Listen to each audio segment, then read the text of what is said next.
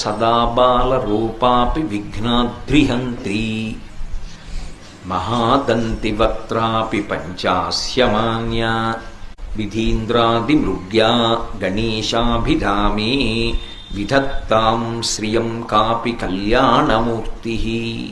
ఈ శ్లోకం నిజానికి అందరూ నోటికి వచ్చేటట్టుగా కంఠగతం చేసుకోవడం చాలా చాలా అవసరం.